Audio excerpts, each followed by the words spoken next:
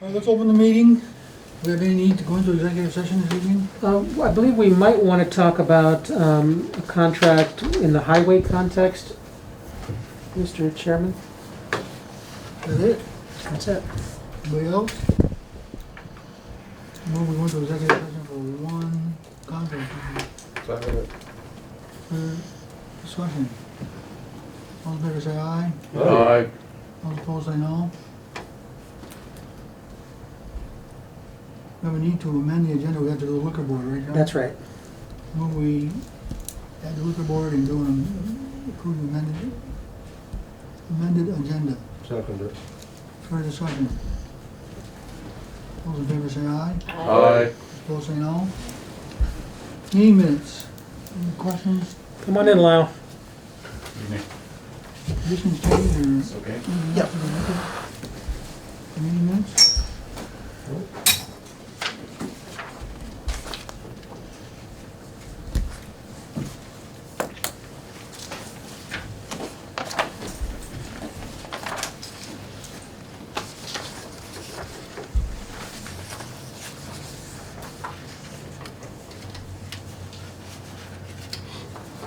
No?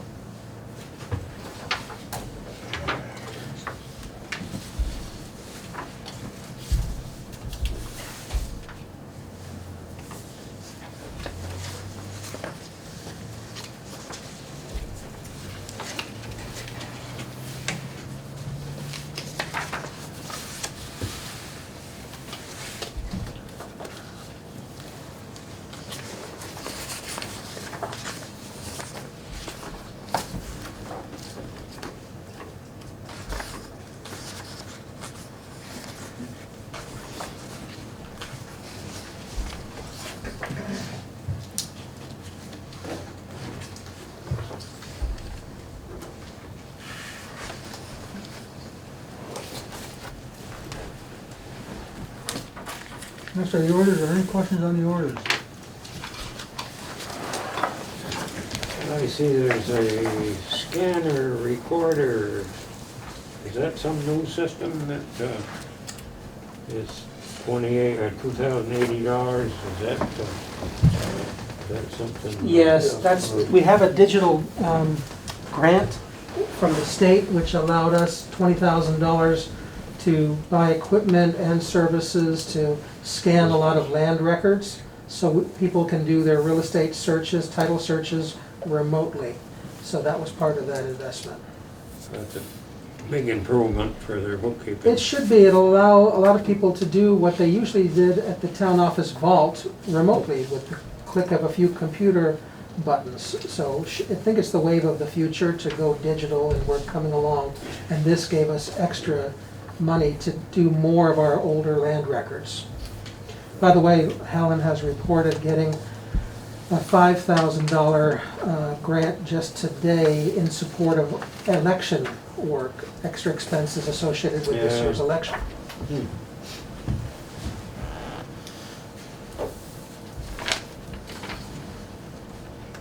Anything else? Well, I see there was a fire department door closer. Must be that they put in a whole new system, $6,300. A couple of doors at the firehouse by Royal Glass, I think. Those are security fire doors. I think remote control to close the doors, I Yeah. believe. To We keep the have heat in. tower doors at our place, and that expense, it must be It's gotta be a fire door. quite an update, or it must be they changed a whole bunch of stuff. As I understood it, was a couple of doors. Bill Fire Hunter fire doors reported are it to very me. expensive. Guess we have to keep up with the times. Anything else?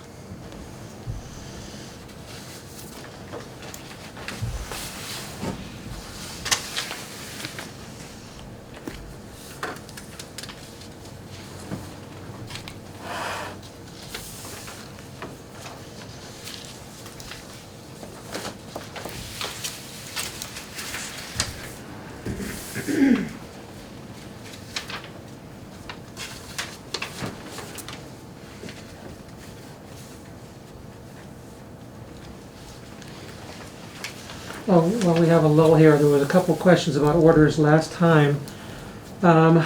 Lift Tech, Joe was asking about the backhoe. Chad might be able to explain a little bit more about it, but he explained to me that there's a conflict sometimes between the steering wheel and the joystick, which will require a little bit better attention by the operator. But over time, it breaks into different pieces, and finally they had to replace it. So that's the $1,490 charge. Chief Hooker asked about line striping, and Chad explained that there were a couple things there. Yes, they made a mistake, unfortunately, right outside your house at Blanchard Road, where you were able to notice it. And also, I guess they had some dripping elsewhere where their sprayer nozzle had a problem, and they had some areas of mess associated with that as well. That was Fresh Coat that did the work this year, so we'll have to keep an eye on that. New, right? Yes, that is new in the sense that Fresh Coat has done the crack sealing in the past, and this time they were the low bid for the line striping. So we'll keep that in mind for next time.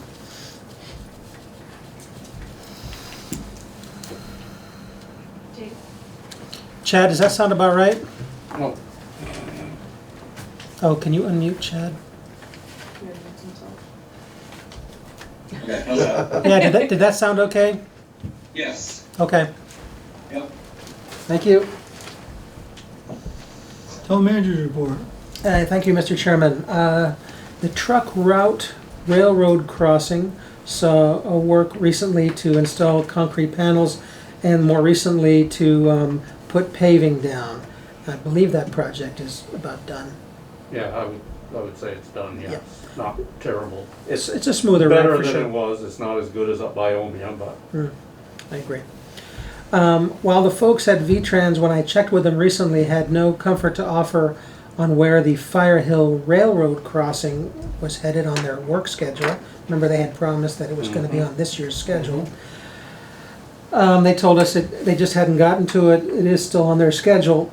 However, in kind of a self-help neighborhood cooperation kind of effort, there was a meeting earlier today between the town, Florence Crush Stone, and Vermont Rail to discuss collaborating to do the work basically ourselves. Vermont Rail wishes to address the town's complaints of the last 2 years, so they, together with Florence Crush Stone and Omea, are hoping to replace a 160-foot stretch of rail at the crossing and hire a paving firm to pave the crossing afterward. The town has agreed to contribute a bit of manpower toward the end of the project and to offer up signage that is needed for a short little detour to that access road that goes along the tracks. We'll do a little bit of trucking of material as well. So we think this is about a 3 or 4 day project. Correct me if I'm wrong, Chad. The first 2 or 3 days will be the rail replacement, and the other day and a half or so, if that, would be putting the asphalt down to make for as smooth a crossing as possible. It seems that Vermont Rail's putting about $33,000 in the project, and Florence Crush Stone and Omea are looking at a paving bill of about $15,000. Again, the town's agreed to help them in kind, but Florence Crush Stone and Vermont Rail let us know that if we'd like to help out monetarily, they'd appreciate it. A lot what we are for trucking it. yeah. And- Now, are they putting the cement pads in? or They are just- not. they're It's going to be not? asphalt. Because the corner, they probably wouldn't hold up. I don't know the reasoning, but that was their fix. Maybe that's the more affordable fix than V-Trans might do. He points out, or Vermont Rail points out, that Vermont Rail seems to have lost a lot of their personnel, not to excuse their slowness on this, but that could be one contributing factor. And so Vermont Rail has taken it on themselves to kind of serve as the general contractor on this project. Beyond that, the town has spoken with 2 V-Trans approved bridge repair contractors and has asked them to quote pricing to repair the bridge deck potholes. Each contractor recommended that the town contact NICOM Coatings to get pricing on temporary patching for the fall, with perhaps one of those 2 contractors doing the work in the spring. We haven't seen the quotes from any of these three entities, but we expect them very soon, so stay tuned for more information. If, of course, NICOM is either unavailable or too pricey, we can try to do some patching ourselves this fall, and then get the contractor out there in the spring. Otter Creek reports that the work to deconflict the town water infrastructure from the reconstruction of segment 1 of Route 7 has been completed. At some point, we will see an invoice from VTrans for that work. FEMA has finally paid the roughly $9,500 they owed us for reimbursement for April 15, 2019 rainstorm damage, so we appreciate that. The asphalt pad was put down today at the salt shed, so project is coming along, and once you see that, you kind of get an idea of the scope and size of the project. The town's request for grant funding to purchase a hydroseeder for the highway department has been approved, and so we'll go out and purchase that. The town recreation committee and Tony Friesen are collaborating to host another disc golf tournament at the rec area Saturday, October 24th at 9 o'clock. Get there a little bit early to register or to have a donut. On October 24th, there'll be a pumpkin party at the rec area at the rec area from 10 o'clock to 11:30, thanks to the combined efforts of the McClure Library and the rec committee. Thanks to town resident Jeff Carlton, the town will enjoy our first tractor parade, or the first that I'm aware of, on Saturday, October 31st at 1 o'clock, with the tractor procession taking off from the Pittsford Village Farm. Thanks to the Village Farm for allowing us to do that. There's information available on the town's website and when posters around town. I think you've seen it, and it's in tonight's packet. Questions really should be directed to Jeff Carlton. Again, there's a flyer in tonight's packet. All proceeds are going to the fire department, so I'm sure the fire department appreciates that, as do I. Helen McKinley reports that property tax receipts are looking good at 67% as of today, with several weeks still left to go. Just in case, however, Helen has been in touch with the bank regarding the possibility of taking out a tax anticipation note. We don't think that's going to be necessary, but it's good to prepare. And then good news, Linda Trask has returned to the assessor's office as of last Wednesday the 14th, and she's catching up on some paperwork that Lisa Wright had left behind.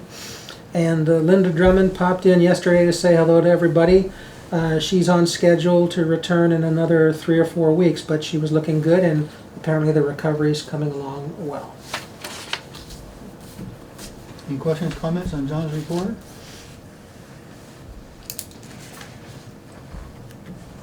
Select board members' remarks.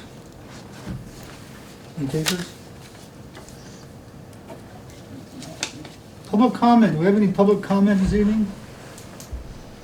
I think I do. Butcher. Go ahead, Butch. Oh, thanks. I have my BCA hat on. As a reminder to the board, we will be voting on November 3rd at the firehouse. The town clerk is meeting with the fire chief on Friday to understand what the requirements are going to be needed for the polling to happen at the firehouse. And in today's Brandon Pittsford Reporter, there's a half-page article or advertisement explaining the polling and explaining the polling place with a map on how we're hoping that that Helen is hoping that will work, and I see no reason that it won't. So things are moving forward on that, and the BCA greatly appreciates the cooperation of the fire department on this. It's an undertaking for them because they have to move out of the firehouse for 2 days, and I appreciate the cooperation of the town. They'll be moving out of the town shed so we can house the fire trucks. I think they'll be moving out of the town shed, Chad, so we can house the fire trucks within the town shed and on other spots. So this is an unusual situation. We hope clearly hope by town meeting time, that we can go back to regular voting at the town offices, but it all depends on what happens with COVID and COVID-19 and miscellaneous vaccination options that may or not be available to us by then. I'd like to remind the board that you're all members of the BCA, and we will, just a little jab here, and hope that you'll be available to assist with the town clerk on during voting, or at least during counting of votes on the evening of November 3rd. And it's my understanding that Helen intends to count the votes at the firehouse. So the tabulator and the votes will not have to be moved to a separate location for counting, and it will be a very public process. So that's where we stand on that, and we appreciate the assistance from the board and from the fire department. And you heard John earlier say that we have received a $5,000 grant to pick up some of these expenses and these extra expenses we have as a result of moving the polling place to someplace different. So with that, I'll take that hat off and say thank you.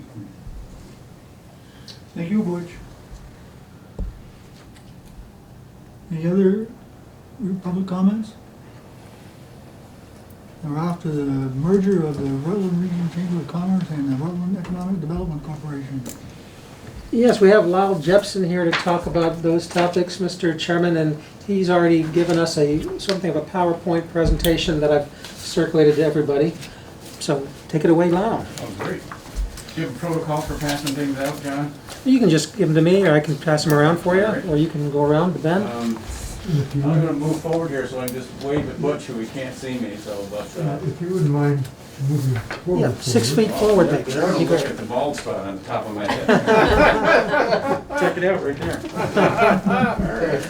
I can lower the camera. Well, I'm gonna Yeah. give you those to pass around. Sure. I'm gonna give you some of these to pass around, and I'll tell you why in just a minute. Thank you very much for having me. And I'm like a stray cat. I've been gone for a couple of years, but I found my way back. And how that happened was that the Chamber and Reddick, and I was with Reddick, you might remember a couple of years ago, and I would come here and Mary Cohen and I would do our dog and pony show Right. about the Regional Marketing Initiative. And then it was Mary and Tyler, and oh, we Oh, had more. I had extras, but yes, absolutely. Take them. Thanks.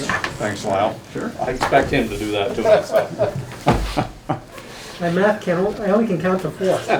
Okay, and Delivered mine. run it, but those can wait. But so what happened? I went away for a couple of years and came back, and but how that happened was the Chamber in Reddick in May decided that they wanted to merge, and they contacted me and said, "Would you help us figure out how to do this merger?"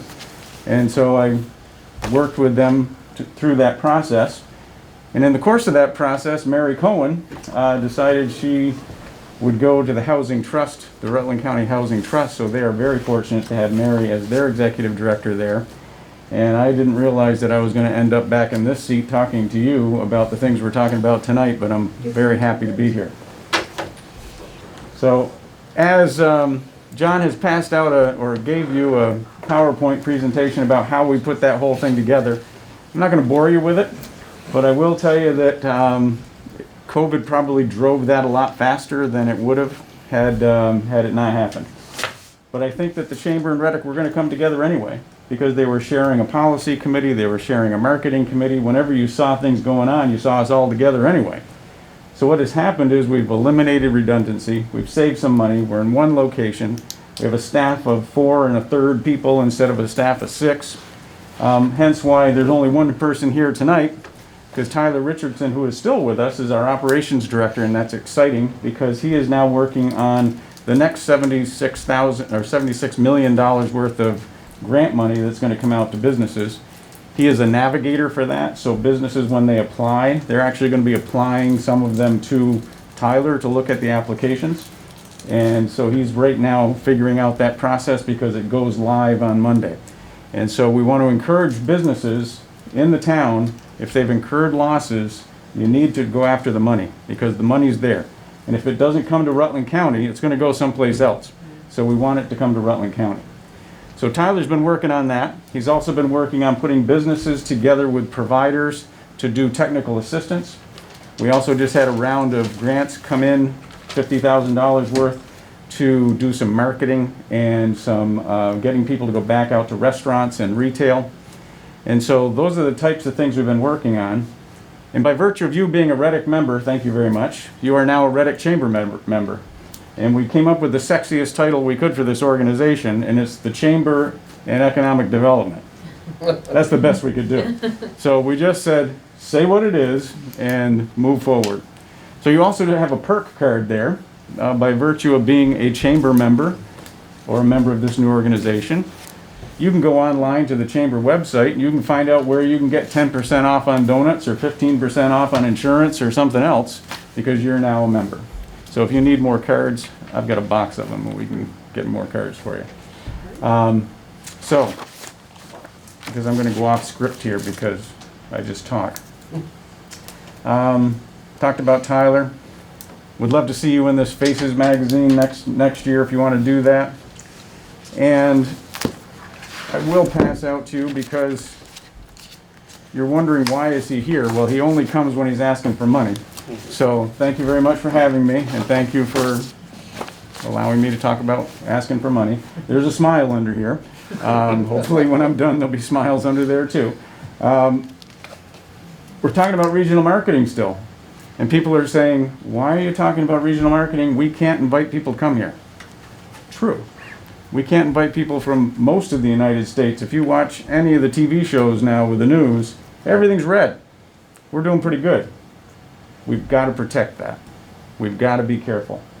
And so our role in that, one of the first things we did that was in that PowerPoint, was we went out to all the forward-facing businesses and we distributed face masks. And I'll leave a couple more boxes for John. Great, thank you. We brought a case of them up here, and we also went to every business we could find that was open in the first couple days after the governor said everybody needed to wear masks. So we went to, I think we went to Gagnon Lumber, I would imagine. I think we stopped there and dropped off a box. We even stopped at, is it Wilson Camera Shop or something here in town? We stopped everywhere that was open and they would let us in because we didn't want people to go into the business and be turned away. And we didn't want to have an argument. When we went up to Brandon, we went into the hardware store up there and the guy said, I wish you'd been here yesterday because there were two people that went at it. There was one guy that wasn't going to wear a mask and there was a guy that was wearing a mask, and so we gave him 2 boxes. We didn't want there to be an argument. We went out and bought, with the courtesy of all these folks that are on here, on there, we bought 50,000 masks and we immediately started distributing those to businesses. It's relevancy, and that's what we feel this new organization needs to be. We need to work for you. So why am I here to talk about money, and why would we be inviting people to come here? Well, the Regional Marketing Initiative, let me just pass them out. Watch your step. The Regional Marketing Initiative is not just a one-off. It's like your IRA or your retirement account. We need to keep putting into it. And we need to keep putting into it even when times are tough. And you're wondering, what are you looking at right here? You are looking at 5,000 email addresses. In our realrutland.com website, we have a spot where people can go in, and you're on it, by the way. The town is on that and highlighted.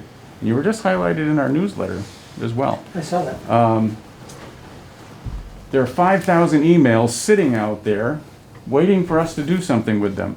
5,000 different people from around the United States who expressed an interest in our region, And it's because of what you helped us buy. You helped us buy advertising. Now, we don't want to invite these people here yet, but we do want them to keep us in mind. Because we want to automate. The next step of this process is automating a system, because you just heard me say we've got 4 1/4 people working for us, or 4 1/3. We don't have the manpower or woman power to be addressing each one of these people. So we need to put them through a filter. And that filter is an automation system. And you've seen them everywhere. When you go online, let's say you go to Alderman's Toyota, there's a little person down in the bottom that says, how can I help you?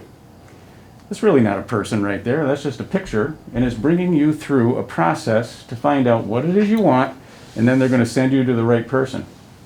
And that right person is going to be our concierge service. And we have a red carpet concierge service with people who are ready to catch these people when they come out of the chute and answer their questions.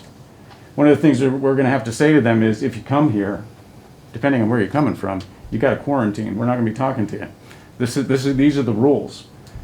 So we're working on automating a system, and I'm only showing you that not so that you'll try and figure that thing out, but that you can see that we're working with a company to go through that process. So if I were you, I'd be saying, what are we buying? So I'm going to give you the actual proposal from Lyft, which is the group that's out of Saratoga, but they have family that lives in Killington and Rutland. They know us well, they know the region well, and they're experts. And I don't expect you to read this right now, but this is it. When you're really tired and you're trying to go to sleep at night, take a look at this, because it shows you what we're doing, how much it costs. Because one of the things John said to me was, Lyle, you know, times are kind of tough right now, and you're coming to the board and you're asking for money. So you might want to come telling them what it is you want to buy. He didn't say that, I made that up. And so what we want to buy is automation. And it's in that system right there. And you can look through that later. It's kind of actually a little bit boring. One of your questions might also be, how much have you spent so far? You've been at this now for almost 4 years. Where's the money coming from, and how are you spending that money? So this would, right off our QuickBooks, you're all business people, so you know all about QuickBooks and all that, so you can read this faster than I can, because I'm not one of an accountant or anything. But you're going to see right away that over the last 3.5 years, we've raised $426,000. We've spent most of it. Now this is from back in November 2019.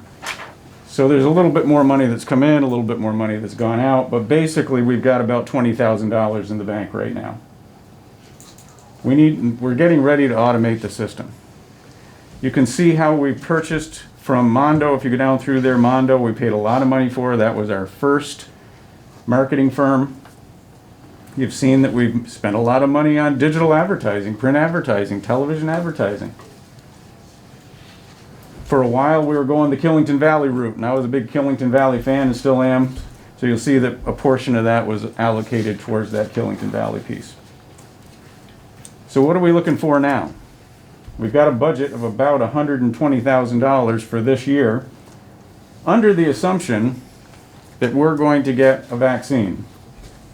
Under the assumption that sometime this coming summer, we're going to have a vaccine and people might be able to start coming back.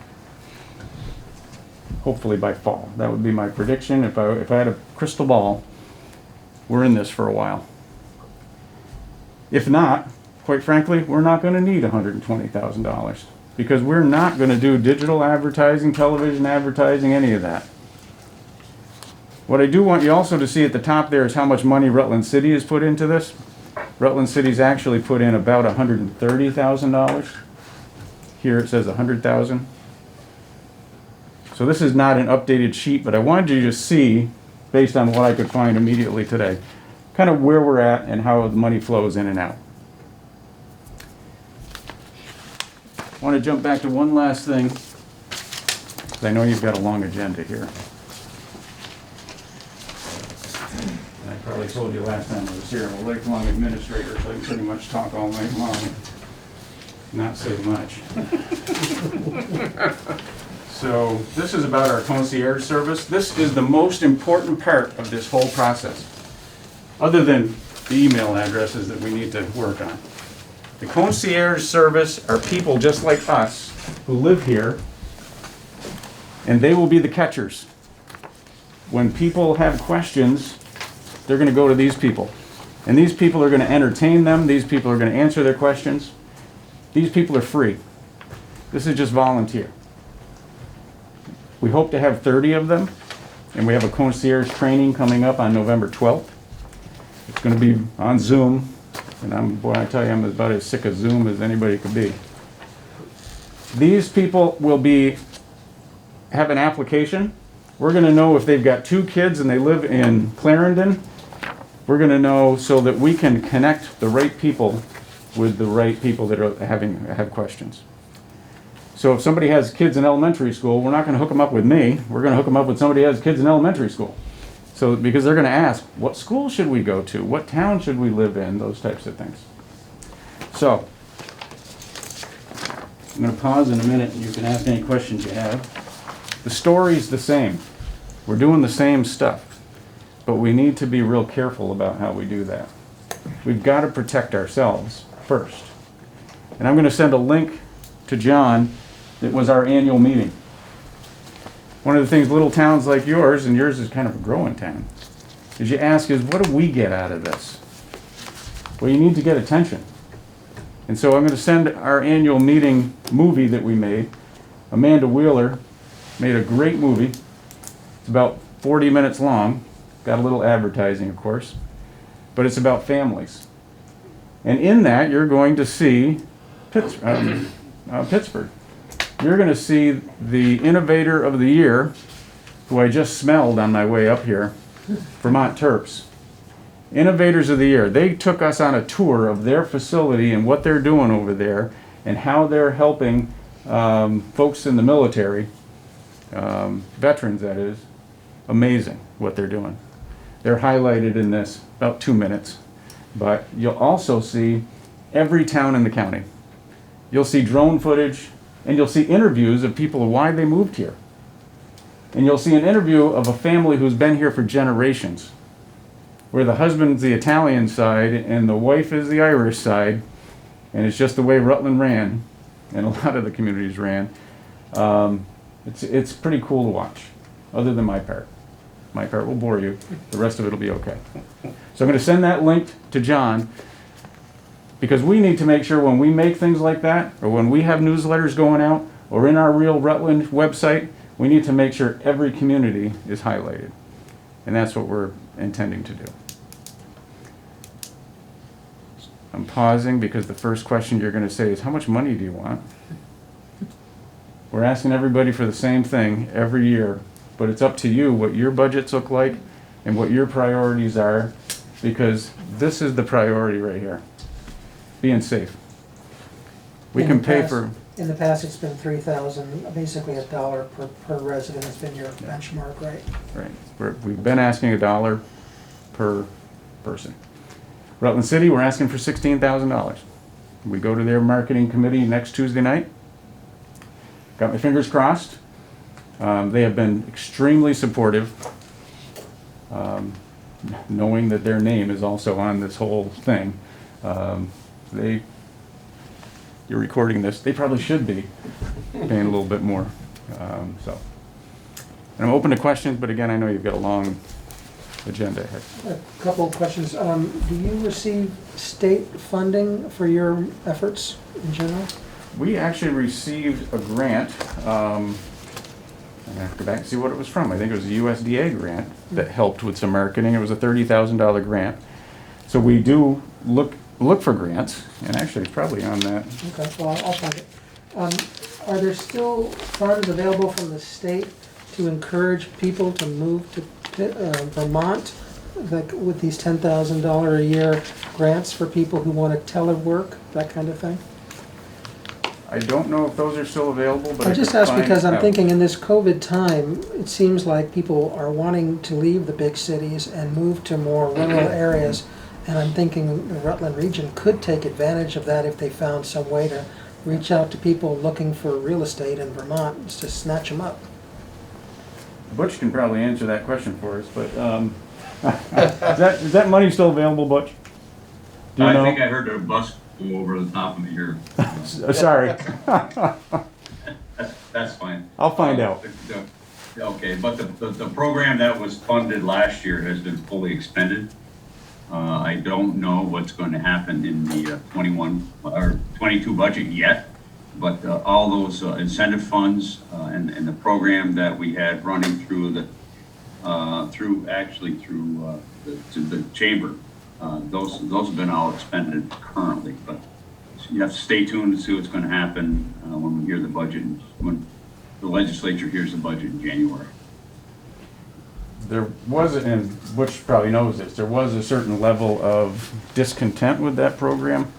Other people saying, why are we paying other people to come here? Right. Could we use that money in a different way? So I'm not sure it's at the top of the list for continuation. But good question, yeah.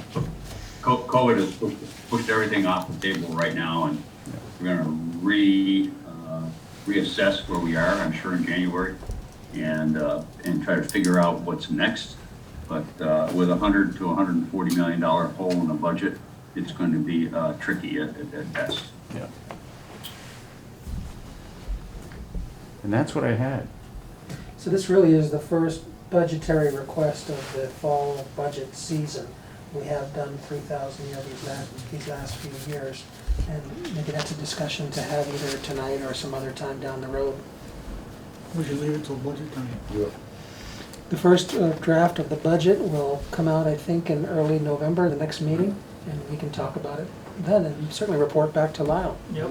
Whatever, and your timetable, and I just appreciate the time, and thank you for everything you're doing. Thank you for being in person. This is like one of my first in-person meetings, and it's like strange. Yeah. So, any other questions before I let you keep going here?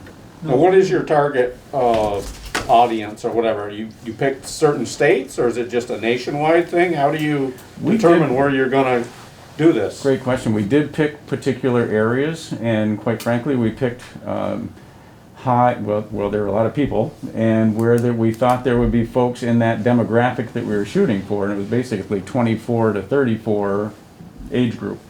So there's a whole lot of social media stuff that goes out, I wouldn't find it, but they would find it. So yeah, that was really our demographic. Boston was an area, right? Metropolitan areas. We know it's getting out there. We know it's still out there because a gentleman called me the other day from Chicago, and he said, I've got to get my family out of Chicago. And I said, well, what's going on? He said, just watch the news. Yeah. It's awful. And he said, but here's my question. And I said, okay, what's your question? He said, when you walk outside your office, do you see any people of color? And I said, yeah. And he said, well, we're a family of color. And I just want to know that my kids, when they go to school, aren't going to be the only kids of color in their elementary class. So I had to be honest and say, there aren't a lot. But when I walk out my office, I see someone of color every single day. But you're going to be in the minority. So people, and the point behind my question, my comment is, when you talk to the Rutland Young Professionals or you talk to people younger than me, they want more diversity. And that's something that we'll be shooting for as a target. So, and the second thing he said was, it's not safe here. And he wasn't talking just about COVID. No. Yeah. So Vermont, we are queued up to be the place where people want to go. And we are queued up to have more people coming in so that our taxes don't have to go like this. Our taxes will always go up, but we don't want to be the only ones paying them. We want to spread that around a little bit. And I don't mean thousands of people coming to Pittsford. It might be a couple thousand or 3,000 to Rutland County. That would be great. But we're still going to be rural. We've got room. So I'm preaching now. I'm sorry. I'll stop. Thank you very much. No, Lyle. thank you. Thank you. All right. Thanks. Take care. Appreciate it.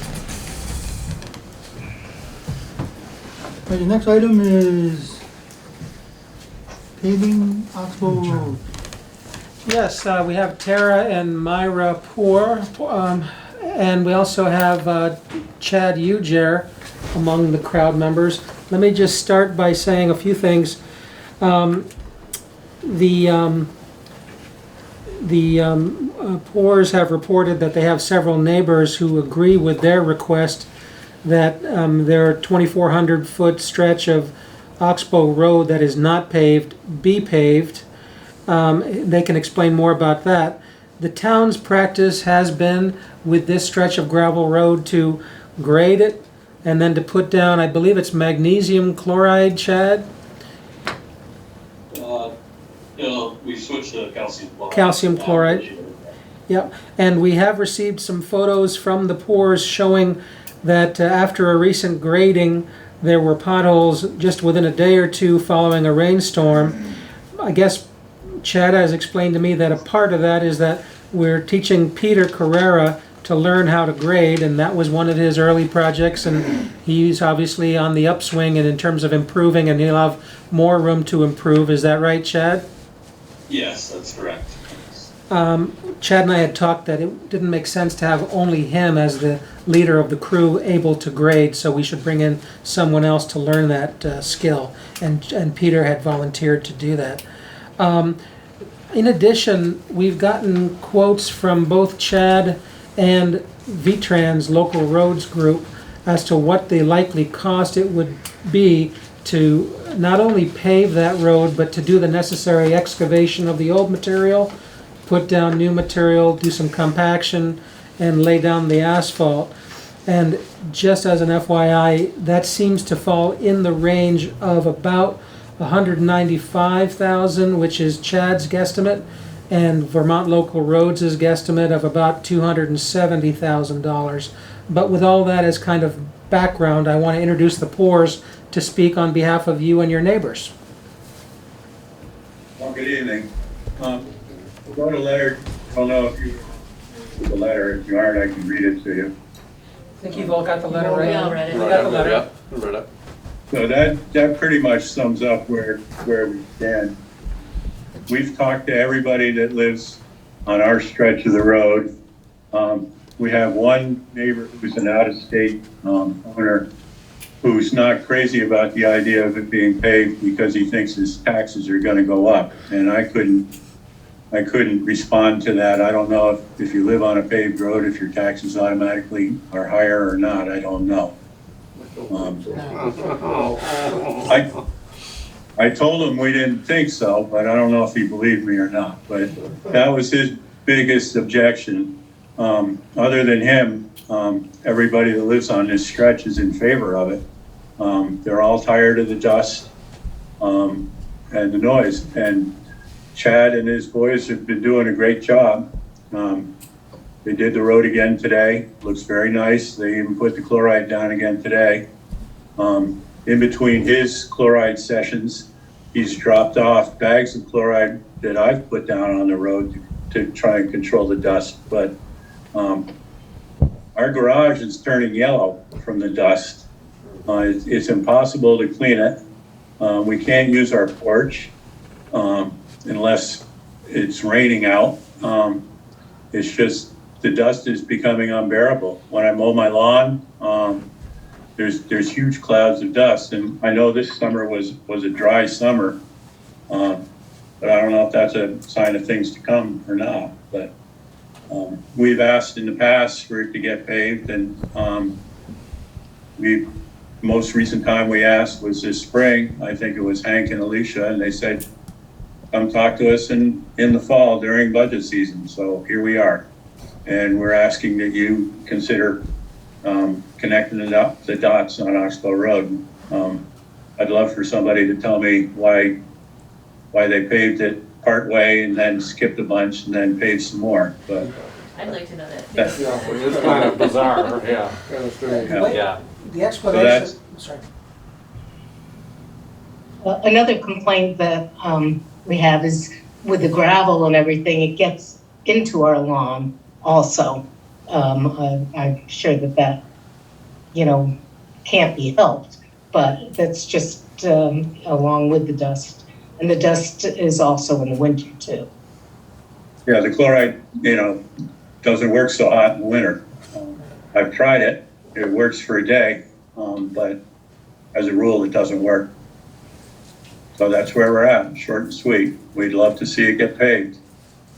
We've lived here 42 years, and I think this is the first time we've actually made a formal request, but I know others have asked too. I'll just point out my understanding, and we'll introduce Chad now, but my understanding is that when you have limited resources and you're putting down asphalt, you then generally deal with the steeper slopes first as a priority to hold those pieces of road together, and not taking such an importance on the straightaways, which is where you folks live, I believe. But Chad, why don't you tell us what your thinking is? Yeah, I believe that's probably correct. I mean, the road was like that when I was 12 years old riding the bike down there, so I don't know who decided to skip it at the beginning, but and I know in years past, one reason why we haven't moved ahead with the paving on that is with our current roads that are paved, we're behind on getting them resurfaced. West Creek, the Proctor End's the big one, as well as a few others. I mean, other than that, you know, I have no objections to that section being paved. I mean, that's certainly would benefit us as well, wintertime and maintenance wise. I mean, once a month we tend to grade that section. You know, then just the amount of traffic that does travel that road seems to be growing each year. And another option where I've heard, and I did a little research, was adding some RAP, the recycled asphalt product, mixing that in with some gravel and with a 70-30 or 60-40 mix. And they've done that out west where that's controlled. That's reduced the dust. You know, that's maybe a cheaper alternative to try first. Chad, what would be involved in reconstructing that road and resurfacing it? Can you tell us the steps it would require? I would be able to save the top gravel, save what we can, but then just digging down probably 18 inches, you know, removing that material, putting down some paper, adding a good gravel base, and just rebuilding the road like we've done in West Creek, Whipple Hollow there last year, that kind of same process, getting a good base built and then paving it. So it's not knowing what the road base is currently. You hate to really just put pavement over what we have. If it's, not a poor base, then it's just gonna crack up and waste the money on the asphalt, so. Chad, I think you and I both know, we've seen emails from Vermont Local Roads. They have a technician whose job it is to consult with towns. And they said they'd be happy to come out and take a look at the road, and maybe he has some suggestions, perhaps short of reconstructing the road and repaving it, if the board wants to examine that as an alternative. I think we need to examine all alternatives. Yeah. We gotta start somewhere. So. Can I make another point? Go ahead. It's, this summer in particular, probably because of COVID, on the weekends, the traffic going up to Chittenden, and I'm assuming they're going to Chittenden because of the kayaks and the boats and stuff, has gone crazy. That Oxbow Road, to me now, is a major artery to get to Chittenden. And as Chittenden's growing, and as Pittsburgh's growing, the road's going to see a lot more and more traffic. That's all. All right, I think we'll take a serious look at it when budget time. I appreciate that. Meanwhile, stay tuned. We may have some kind of technical expertise brought from Vermont Agency of Transportation. They've offered to do a site visit, kind of assess what they couldn't quite see in the photographs you provided, and kind of put their eyes right on the road and see if they have any other suggestions to possibly deal with your concerns without the big expenditure that we're talking about in terms of repaving it and reconstructing it. So we will look at those alternatives, but then we'll revisit it with the select board at budget time, which is gonna be these next 3 months. So we have a bit of time before those decisions have to be made.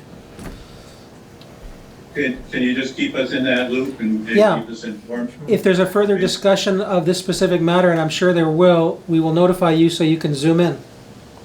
Joe, go ahead. I'd like to suggest, these are just my thoughts, but I've been around on these roads all my life in this town, so I know right where you're talking.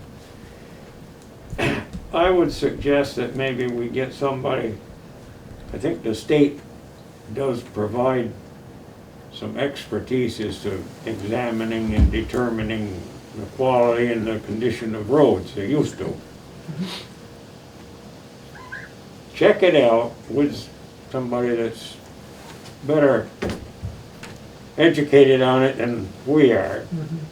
Although our road foreman probably knows it as well as anybody, because he's the one that takes care of it and travels it when it's mud season and when it ain't. But perhaps there's culverts on that road that might ought to be replaced. There's ditching work that would need, I would say, would need to be constructed ahead of paving it. I would think that it would be kind of a common sense thing to work on upgrading the road, bring in the ditches, the culverts. If there's any particular muddy areas in the spring of the year, which I don't think there is on there because I've never run into it, but getting It the was this road, spring. getting the road ready for paving. And that could very well take a year or so because it's gotta be done, it's gotta settle, it's gotta be packed in. Just to go up there and throw tire on what's there now, it probably would look good right now, but go through another year and it could be pretty rough shape. David? So I think my idea would be is it'd be a good idea to look at it and maybe do some in-house work, culverts, ditches when we can. There's quite a lot of money to be spent up there to bring that road up into the standard of holding up pavement well. But it would be a waste of money to go up there and just pave it the way it is without first checking it and preparing it and getting it ready. As far as the future, yes, I think it should be paved. I have no problem with that. But it might take a year or two to bring it up into the David? qualifications and then do it. Go ahead, Dave. Let's start somewhere. Well, the other thing, Chad talked about out west with the wrap or the recycled asphalt and stuff, maybe you could get a little information on that to bring back to us too.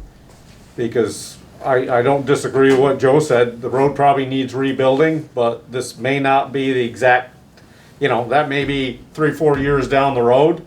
And if there's something we could do immediately to lessen the impact on the poors and their neighbors, that doesn't cost us a whole lot of money, I think it's worth doing a little research. Yeah, I think some of that stuff can be bought locally too, because we did it right over here at the haunted house last year, and that has held Oh, up yeah? very. Well, yeah, what I've seen of this stuff, it's That held good. up really I think good. it would certainly be a, We My- use it, my we dr- use it on the car pads at the golf course. and We We hold up a should lot better look into gravel. that, definitely. My driveway has it.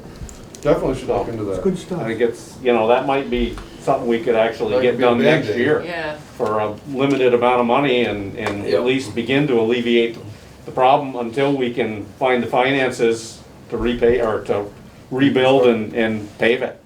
Terry and Meyer, we hear your concern and we're going to address it the best we can. Could you repeat that, Hank? We're hearing your concerns and we're going to take care of it the best we can. We appreciate that. Okay. We're not blaming him for any of this. Just wanted to make that clear, Chad. Thank you. It is a small Yeah, town. because you want to get it graded again, not having forget the road exists, yes. He graded it today, and he did a fine job. It's a small town and winter is coming. All right, thank you guys. Thanks very much. Thank you. Thank you. Thank you. Next is consider the purchase of town-owned parcel 1756. Yeah, Mr. Chairman, as you know, there are an awful lot of postage stamp size lots in East Pittsford in the Beach Street, Long Trail, and Shadow Lane area of town. And this particular piece is 6/100ths of an acre. Wow. And someone who owns neighboring land is just trying to add that to his existing lot. And his name is Flanders. And he's offered us $500 for that transfer. It's just sitting on the books, nothing's happening with it. We're not getting any taxes from it. So I don't see any downside to it. And I don't think that you want to invest a lot of money trying to market the property for such a small price. This is the ideal person, somebody who's motivated and is ready to go. It's not big enough so anybody can buy it and go do something with it. No, I don't believe so. Why are there, I There think used it's, to be camps up there, there used to be a pond there. yeah, there used to be a pond. Yeah. Yeah. but why Probably does an the old town campsite. own a bunch of little? I think there's been some Didn't tax pay the sales over taxes the on it, years. they ended up Oh. with it. Gotcha. Hank? You, Yeah. Hey, Yeah. you got a question? Go ahead. looking through the paperwork, it's appraised at 700, correct? Yes, Could we at least try to get that? he's already offered it. He's offered the He said, 7? John, tell them I'll pay them 5, but if they want 7, I'll pay that. Oh my goodness. I would say we- Let's go I for wasn't gonna offer, but you asked the perfect question. I'll make the motion, we sell it to him for I'll $700. second that. right. We'll get that done. I know there's no further discussion, so all My those in warlocks favor is say up there. Aye. aye. Those opposed say no. There, We've got about a half a dozen more, and we'll see about those. Yeah. good. That probably abuts some of the land that we own there, cause we own down in the swamp Hmm. there behind all of them. Well, you had your chance, Joe. Done. All right, next is a highway access right-of-way permit for B&K Hudson. Which I Yeah. don't seem to have in front of me for some reason. Yeah, Chad may be able to help me out. There is a access right-of-way permit, which I probably neglected to give a signature page for the board on, and that's why I'm pulling it out of my packet and about to give it to Hank. But as you can see, the applicants are Brett and Christina Hudson, and they've given us a diagram that shows where the driveway is. I believe this is another one of these situations, Chad, where they're asking for it after having already done it? Is that right? Well, it's top of Mountain View, which apparently by the map there, the top of Mountain View, little cul-de-sac area, there's a paved right away past the Johnson's house, which continues to the Hudson's property. So I mean, it's pretty much that paved part is their right away. So yeah, so they basically already have it. Yeah. So it's- So, where exactly is this? The question is, where exactly is this? Yeah, where's Mountain View, they're across from Mitchell's off Route 7. It's where the construction is right now. Oh, we're, okay, yeah. It's just a little dead end road. They're, it's right up top. It's kind of at the top. There's 2 houses, and off to the right is a little paved right away, which I always thought was the town's. And we plow it in the wintertime, dump our snow and stuff, but actually is the right of way for Hudson Steer. So they're really not. And then their property's at the end of that pavement, like kind of heading back towards Mobile Station, right on top of the So hill. that's the little road that goes by that little dilapidated red barn. Yes. Okay, all right, Yeah. now I know, okay. Yep. What do you mean? Make a motion. Second. Go there. For discussion, all those in favor say aye. Aye. Opposed say no.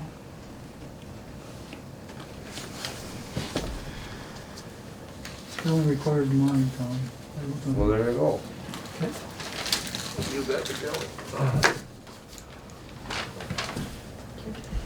Next I wonder item. if you want to jump ahead to the salt prices, Mr. Chairman, while we have Chad here? Yeah, Okay, okay. so go ahead. So there are really 3 players in the salt business. And those are American Rock Salt, Cargill, and Appalachia Salt. We've been working with Appalachia this last year or two. It's a strange system of price quoting. The state, sometimes whose bids we utilize, got a low bid from American Rock Salt at $74 a ton and suggested that the towns take advantage of their great negotiating. However, right afterwards, that same company came to the towns offering $70 a ton without provocation or solicitation. Then we got an email from American Rock Salt offering the price of $68.50, and Appalachia, with whom we already have the relationship, has agreed to match that. So $68.50 from Appalachia is a $6 decrease from last year's price. So if we're going to buy 1,100 tons, then we're going to save $6,600 last year to this year at this low price. Chad's input was basically, we know Appalachia, they've been reliable. Cargill, not so much in the past, right, Chad? We had trouble with them. I remember that. Yeah, I think it was last year we had that, the salt shortage. Yep. They supplied the state first, and then towns were kind of left to ramble. So, yeah, Appalachia's been great. Order within a couple days, get our deliveries. Casella does a lot of their hauling for them. So I've been real happy dealing with them, and for them to match the price, low price. I'd like to stay with them. I'd make the motion, we stay with them. I'll second it. Further discussion? All in favor Yes. say aye. Aye. Aye. All opposed say no. Motion's carried. Thank you. Now, Thanks, Chad. Good night. Thanks. You too. Take care. next is consider the adoption of a declaration of inclusion. Bob Harner sent that to me the other day and asked I bring it up before the board. I'm not gonna read it now, but it took me all night to read it. but I think- Would you like me to read it? Why don't you read it? Yeah. The declaration reads as follows. The proposed declaration reads, Town of Pittsford Declaration of Inclusion. The town of Pittsford condemns racism and welcomes all persons regardless of race, color, religion, national origin, sex, gender identity or expression, age, or disability, and will protect these classes to the fullest extent of the law. As a town, we formally condemn discrimination in all its forms and commit to fair and equal treatment of everyone in our community. The town of Pittsford has and will continue to be a place where individuals can live freely and express their opinions. Yeah, we did. Well, I do have a comment.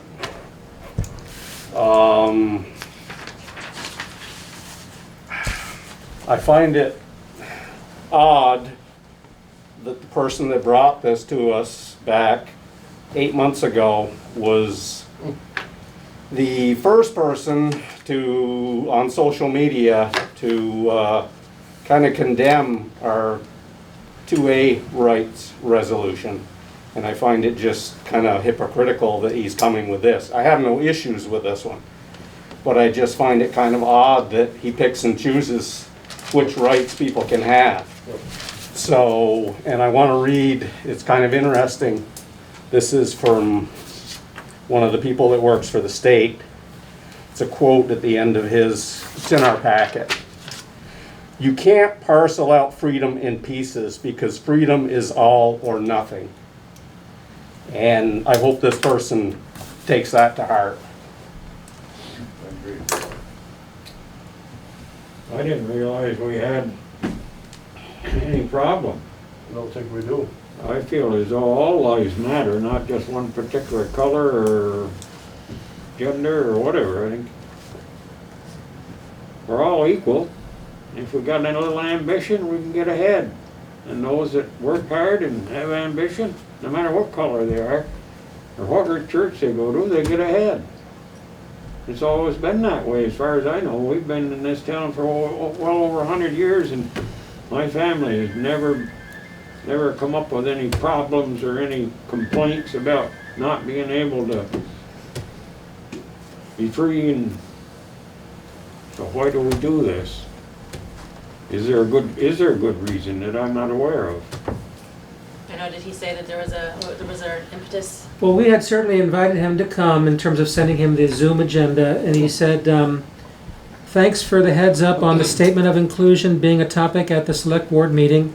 I have discussed it with Hank and I do not feel the need to speak. He thinks it speaks for itself and that most or all board members would agree with the concept. It is a tiny step toward racial justice and a nice affirmation by the town, especially with Nelson coming on board to promote business in his spare time. Bob Harnish. I have no issue with the sentiment at all. Where does he think, well, I don't get the Nelson piece, where does he think people would see this, so? I'm just, I don't know, but it sounds like he's saying it might be easier for Nelson to market Pittsford as a place to come and be and do business if it's known that we've adopted this resolution. Well, that's what I'm saying, so where would that be, how would that be made known? I suppose Nelson could draw on it when people are asking him what Okay, I just didn't know Pittsford if is he's all gonna- about, and is it a welcoming community, for example. Gotcha. Always have been welcoming, Well, I guess we'd just be affirming that. that's all. I'd I make, don't have a problem with either way myself. I'd make the motion, if it's in order and necessary, that we table the issue until further information and further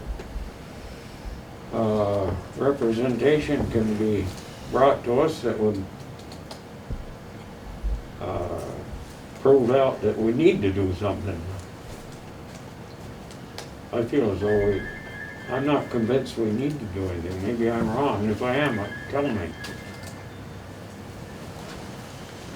What do you think, eh? I think Well, I I'd brought it to your table- attention because I was asked to. I think I'd table it myself. At the consent of the board? I make a motion we table it, yeah. Oh, you have one. Joe, it's already Oh, done all that. right, yeah, well, I'll second it. I'll second your motion, Joe. Got a motion and a second on the We're floor. just tabling it So to, further, later on. Whatever. Whatever. We need to have a good salesman come and give us a pitch. Further discussion? All those in favor of table it? Aye. All those opposed? I don't hear any no's. There's gotta be all yeses. I'd like to have a little more discussion, I guess, if that would be possible. I mean, I don't have a problem with it, it's not, I know when we did the 2A16 one, we, at least I did, told people that, you know, if they came with something else, I would think that the board would agree to it. I mean, our rights are our rights. You know, whether there's a problem or not, or a perceived problem, it is what it is. And in the world that we live in right now, I think there's a lot of perceived problems that, and maybe they are there. I'm not a person of color, I can't speak for people of color, how they're treated or anything else. I don't treat anybody any different, I don't think, but, and I don't know of anybody in town that does, but if this will help us market the town of Pittsford, and it you know, makes people feel better in Pittsford, that, you know, we're stating that we are inclusive, I don't have a problem with it. And again, it's our rights, and I think any time that our rights come up, we should stand for all of them. All and any of them. Yeah. you yeah, can't I'd pick and agree with choose. that, I'd agree with that. And I hear what you're saying, Joe, I mean, like, you know, I haven't seen any issues myself personally, but it's just to use your word, just to kind of affirm that we already are a very welcoming town, you know? I think that's all he's asking for. Doesn't hurt to have it be affirmed.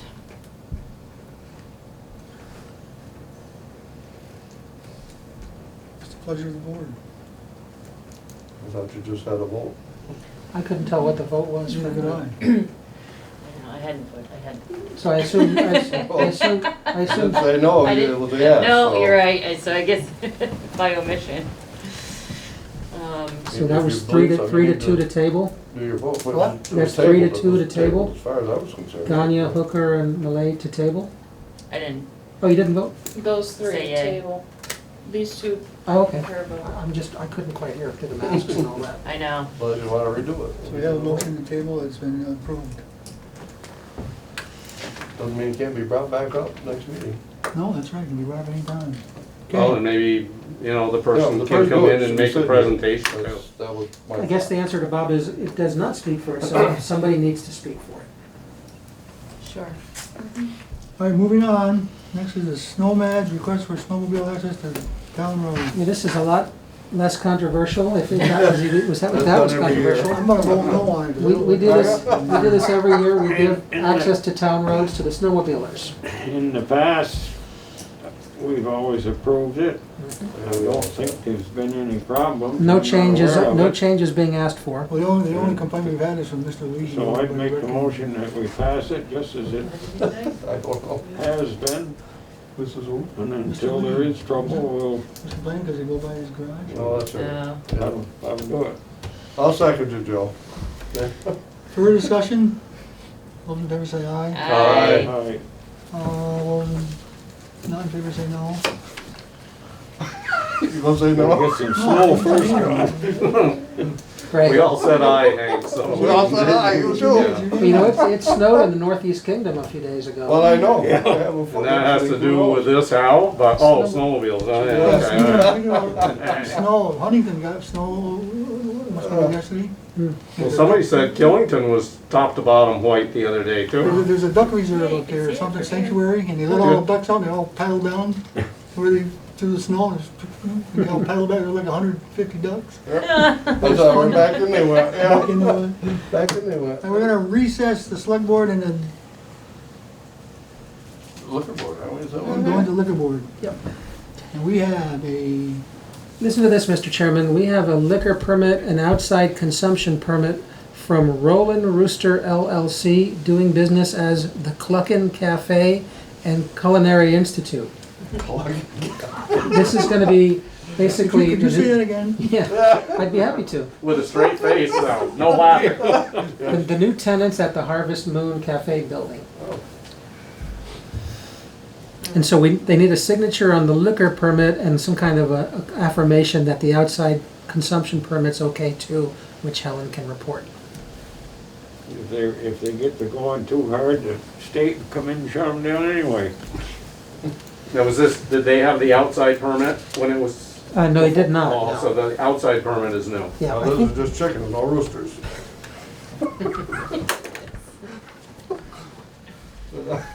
no comment. What class Like liquor the license? clubhouse, they never seem to. It's, I think, a first and third class Well, I liquor get a permit. sample now and then, I don't know where you guys are. Hank, is that a first and third class I can't liquor? find it. I believe that's what it is. Oh, it's right here. They have marked off first class and third class, and restaurant and commercial kitchen. This is a first, second, and third class liquor license. Well, the form is, but they've only marked first and third class in the box in the middle of the page.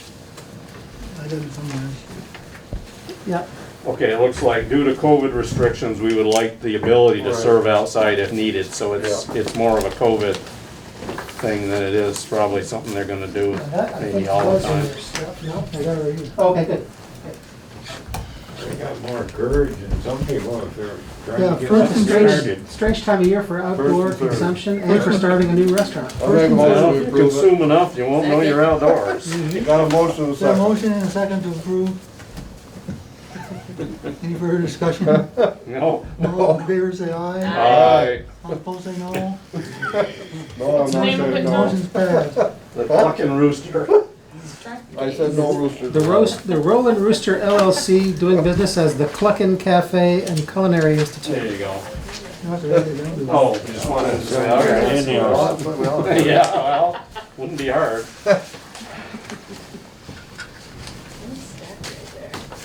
The letters. for- Here you go, Joe. Get your free sample. Oh, yeah.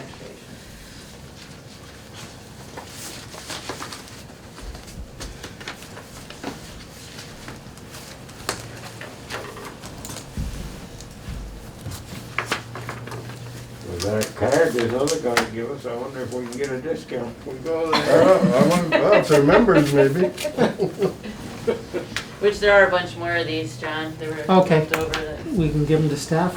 Thank yeah. you. Now, is this, because I thought they were business cards, so I No. grabbed a couple, but so are they just for like select board and town employees, or for the people around town? What's, I think because we're a member, Because we're a member. he's viewing us as a staff that could also claim membership in the REDIC, Economic Development Corporation, and therefore have access to discounted products around town. okay, but it's not for the general population, believe so, so. okay, well, I didn't, he said he had a whole lot more, so I Yeah, just he- found that You've got curious. probably your family or something. Looking for Your wife. support, Dave. All right, we're gonna adjourn the liquor board and reconvene the select board. Just in time to adjourn? Just in time to adjourn, yeah. And that's the end of our open meeting tonight. We appreciate everybody coming and your comments.